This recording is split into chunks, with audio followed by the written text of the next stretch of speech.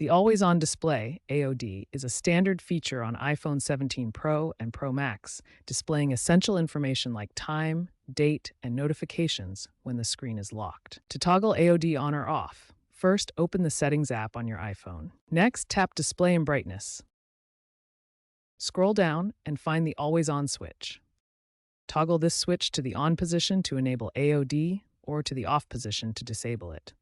Disabling AOD can conserve battery life. AOD leverages the OLED panel's ability to illuminate only specific pixels, which minimizes battery consumption by keeping black pixels off. When enabled, AOD shows a dimmed version of the lock screen and updates approximately every minute or when motion is detected. Battery usage is typically around 2 to 3% per hour.